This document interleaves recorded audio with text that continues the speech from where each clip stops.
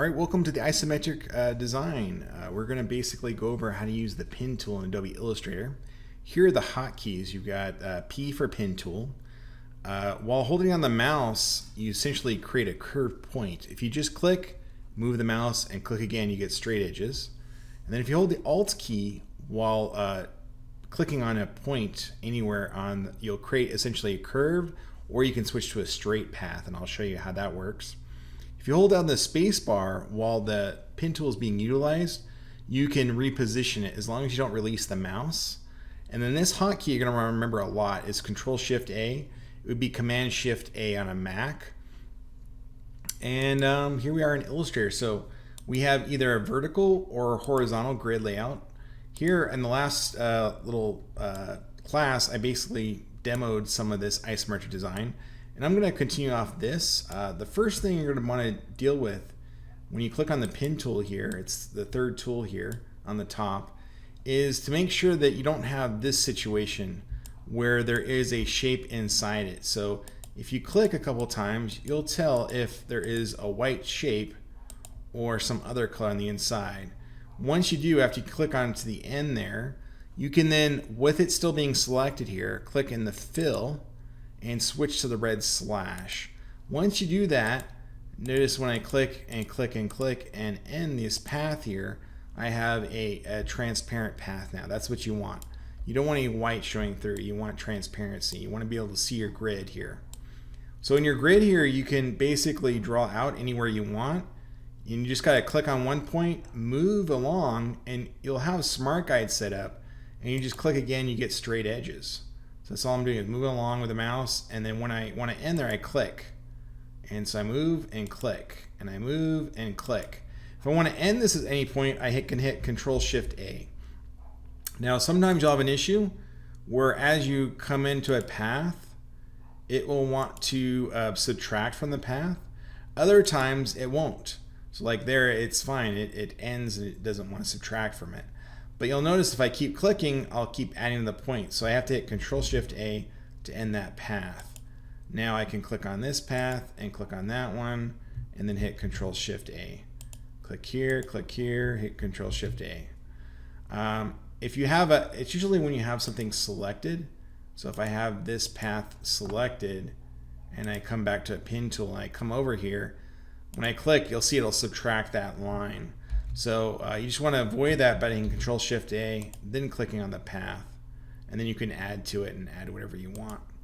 You want to be leery of basically coming to an endpoint. At sometimes it will subtract the whole thing, depending on if you're starting from the endpoint or ending from it. But as you go around the shape here with the pin tool, if you click anywhere on here, you'll add extra points. If you click on the outside or inside part, you'll subtract. As long as it's selected, right now nothing is selected. So when I click here, I can connect different parts and I won't have any issue, and then hit Control-Shift-A to deselect.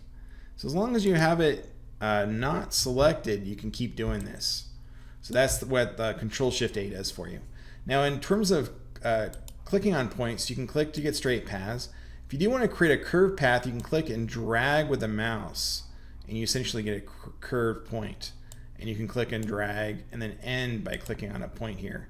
If you ever want to change these points to a straight edge instead of a curve, that's where the Alt or Option key on a Mac works. So if you click on the Alt key with the PC, click, it'll make that a straight edge. So if I click here, this will become a straight edge. If I want to make it curved again, I just hold Alt and I click and drag, and I get these little handlebars. So I want to kind of rotate them because here it'd be inside out. You can see here how it's kind of twisted. So again, as I hold Alt and drag, if they get turned, just rotate the other direction until you get to here. Once you release with the Alt key, you can kind of reposition these little handlebars to adjust the curve. If you ever want to move them around independently, you can switch to the white arrow tool, which is the direct selection tool. Any of these points you can click and modify. You can click on the actual anchor point and reposition it to the grid. So any of these points you can do that. You can kind of move it and snap it to these different points. Now if snapping is not quite working, or your smart guides are not working properly, you can see I have smart guides, they say intersect. That's under the view menu. So just make sure you have smart guys turned on and snap to points turned on, and then they'll work fine. Let's look at the other thing that you're gonna, let's go over one other hotkey with the pin tool. As you draw on the pin tool, if I click and drag, and I don't like this where it ends, as long as I don't release the mouse, I can hold the space bar and reposition that point wherever I want. And then I can release, and then with the space bar, and then it ends there. Now, you could do it that way, or again, you can go back to the white arrow tool and just click on the actual anchor point and reposition it wherever you need to go. So it's very flexible that way. Okay. Let's see what other tools. So we went over the pin tool. Holding down basically creates curve versus clicking, and moving and clicking creates straight edges. We went over the Alt key, which creates curved or straight edges, and then we hold down the space bar, and then we deselect Control Shift A. So we went over all those little hotkeys and everything.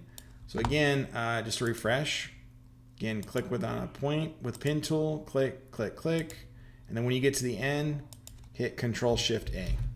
And then just make your really cool design. The other pin tool below creates curved arcs. So the way it works, you can click on a point, click on another point, and then as you move, you essentially create an arc. Some people like this feature. It pretty much does the same as the old pin tool, except you don't have to click and drag. And that's why I'm not really interested in this, but you can try it out on your own. And then again, if you ever want to change these curved points to straight points, you just have to make sure it's selected, switch to pin tool, and then hold Alt or Option and click on these points, and you get straight edges, right? So have fun experimenting with the pin tool. Again, it takes a little bit of practice, but again, the main issue here is just to make sure your fill is not white but transparent with the red slash. Until next time, see you soon. Cheers.